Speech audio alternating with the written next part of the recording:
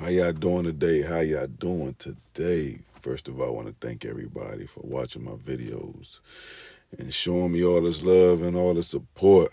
Today's story I'll be telling you guys today is about Trish because I just seen her at the Montgomery Blair 40th anniversary reunion, whatever you want to call it. It was good seeing everybody, but seeing her when I went upstairs, man, made my whole night because I haven't seen her in a while. Last time I seen her was on Maple. She was driving through in a Cadillac, a two-door cherry red Cadillac, man, and I was down by Sligo Creek.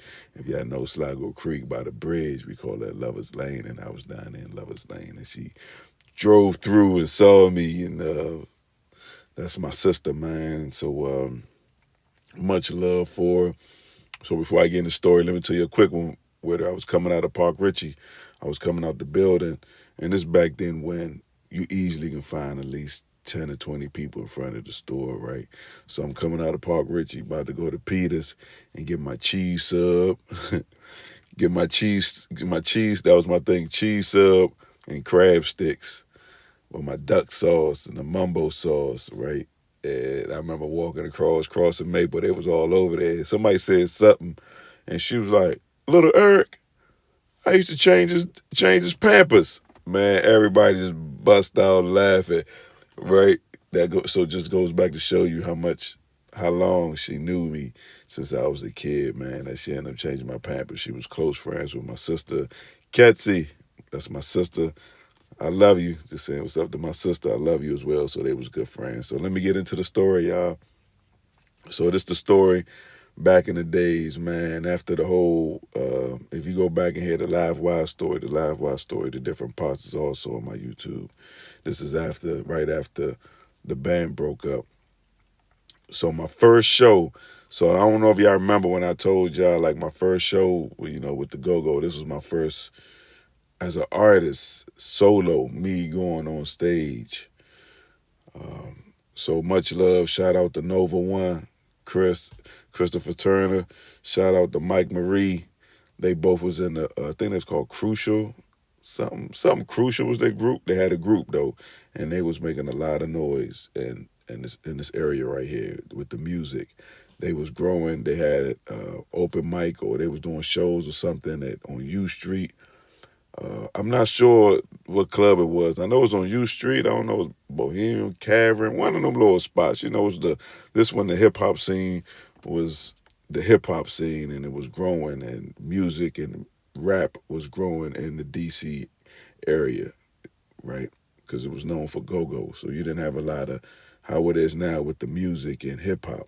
So they was like the forefront. You got to get that to them two guys, man. And I seen it firsthand. And the side note, I would talk about that more with Nova One and Unc. Prayer still for Unc, man, and his journey for me in music. He played a big part of my music career as well. So let's get into the story, y'all. So they had a show coming up. And they back then it was flyers. We didn't have social media, so they used to put out flyers. So, excuse me, I go down to the deli and I see a flyer, because they used to put the flyers up, and I see Special was a special guest. I think he still got the flyer. I remember it was like yellow or something, like, said their names or whatever, the time, the place, location. Can remember how they used to have the go-go flyers, so they was doing like the rap flyers. And I remember it was like special guest, E Doza, that's me. So I'm like, what made him what made him just put my name on the fly like that? I don't even think he even asked me, right? But then after my name was on the fly, he saw me, and Unc was like, when I say Unc, I'm referring to Nova One, right? So I'm like, you just put me on the fly. He said, yeah, you coming up there, you gonna get on the mic, you gonna do your thing, baby boy, all right? So I'm like, I don't even got no songs, y'all. I don't even got no songs out at this point. I'm just still writing, and not a lot of people even heard me rap before, except besides the go-go, and I'm just talking on the mic. And the only time I rap was in front of Neil B. Rest in peace to Neil Bishop. Y'all hear I talk about him a lot. He lived on the fifth floor. He also played a part in my music career and my rap career. So I'm like, what am I supposed to do? I don't even know what to do. He's like, just show up. just show up, man. And I just remember like everybody was getting excited about this show, and then now everybody's excited because they see my name on the fly, right? Because I'm on Maple for real, for real. I'm out the building. I'm out Park Ritchie, and it's the aftermath of the live wide band. So everybody was like, hold on, they got a little E on the joint too. So to get into this, tell y'all, so it was the night of the show. I'm poolside. Me and Diamond, we poolside, right? White stringing it, white strings all day. No more pink strings, right? Just cooling, man. Goosing it up, great goosing it up, man. And then it was like, yeah, you gotta go. Somebody came, was like, hey, they looking for you, young. They down at the show. You late. You late. You gotta hurry and get down there, man. What you doing, young? Everybody, because I wasn't even gonna go. Right during this time, I was like, man, what I'm gonna go down there for? I wasn't even gonna go, man. And I was like, you know what? Let's go, young. Let's just go ahead. I don't want, because they said it was a lot of people. It was a packed house. And I was like, all right, let's go. Let's just mush out there real quick. We ended up mushing out there, and we found it. I remember we parked on the side, and we ended up walking down. We in the city. We ended up walking down from Tacoma Park. From there, probably was like a nice little 10-minute ride. Ended up getting the way he was mushing. We got there probably like at 5 minutes. So the whole time the 5 minutes going, I'm writing, right? I'm writing what I'ma say, cause they was like, "What you gonna say, young?" And I had to get to it, cause back then my freestyling wasn't as good as it is now, so I had to like write what I was gonna say. Open up the doors, and the second time it happened to me like this, the doors opened up, packed. I remember Unc was on stage, and he was like, "E Dozer just walked in the building. Hey man, get up here." And I just remember everybody just turning around and looking. Everybody just turned. It's like, Uck don't care what he said as well. It's like, man, we've been waiting on you. And he on the mic. Hey, Mike Marie, man, I know you remember this story, man, because you was standing right there with him, man. It's like, they're going to eat those, get up here. And I remember like walking through the crowd, and it was like a bar to the left. Excuse me. It was a bar to the left, and Trish was there. She was sitting there, but it was like somehow I got drifted. Even though I was walking to the stage, it's like I got drifted closer to her, right? And I remember her saying, "Nephew, you better get up there and do your If y'all know Trish, the way she talked, man, she was like, "Nephew, you better get up there and do your motherfucking thing. You hear me, baby boy? You better get up there and show them where we from. Show them we Maple Avenue, right?" She said that to me. I said, I got you.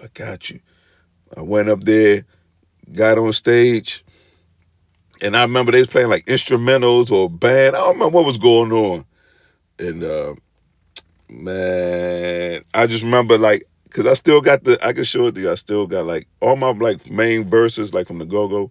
Like I know a little bit of it, cause them like the only time like I really was a point of time, you know. So I said something. I was like, I just left poolside in the box Chevy.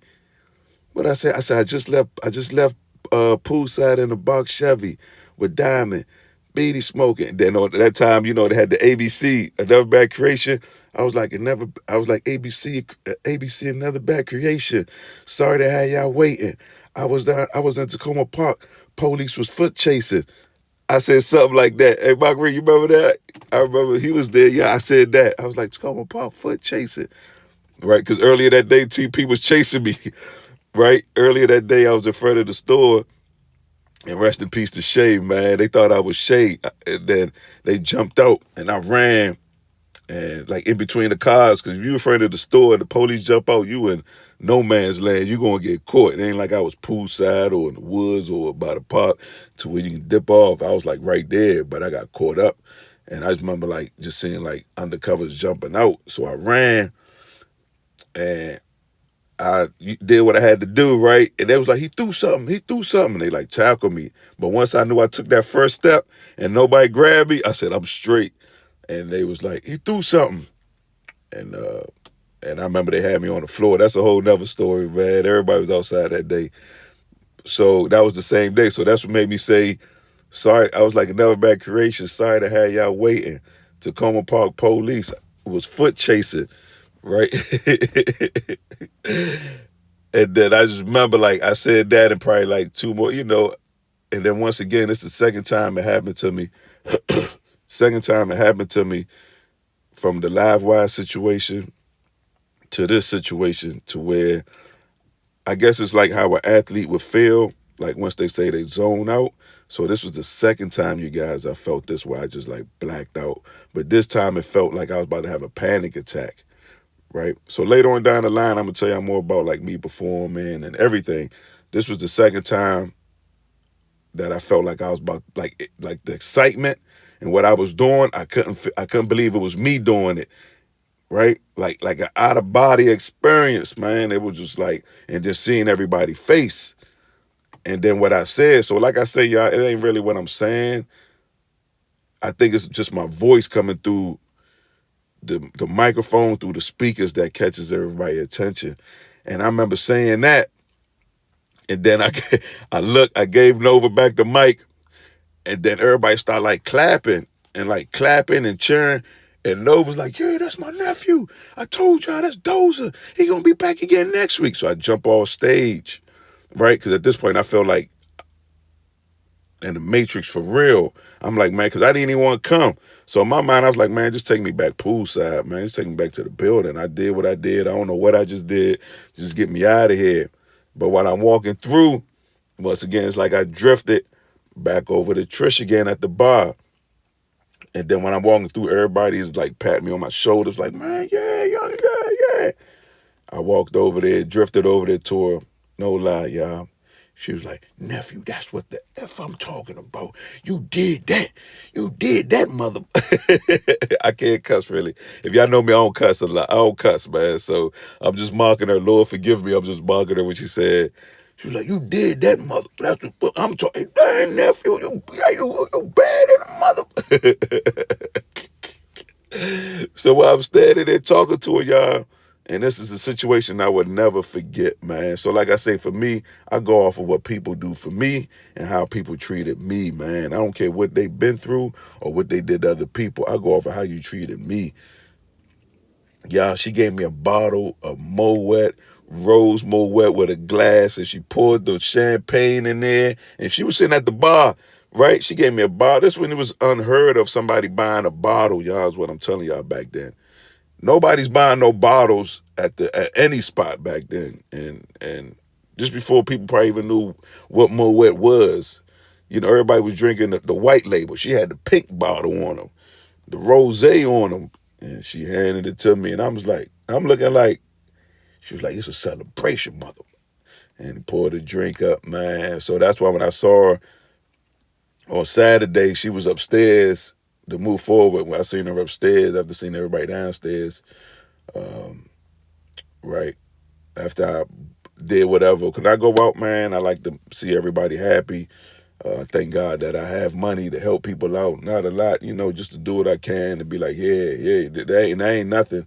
I wish I can do more for a lot of people, man. But I go upstairs, I see her, and she's there, and that's that picture you see. She runs over to me, she's like, nephew, and start hugging each other. So you can tell she was already upstairs cutting up, because everybody looking. Then the people upstairs looking like, who's this? We don't remember him in our class. We know he ain't part of the 40 yet. Sorry, y'all, that I laugh at my old self, man, because, when you talk about stuff, sometimes stuff just be funny. So she was like, she introduced me to somebody, another girl she was with, and she was like, let's go to the bar. And I said, you can get whatever you want. I say, man, you can, if you want the whole bar tonight, I'll buy it just for you. And she started laughing. And I told her a little bit, I was like, what you did for me that day. And sometimes people forget little stuff that they do for people, because a lot of people don't cherish the little stuff that, that people do for you, or they forget.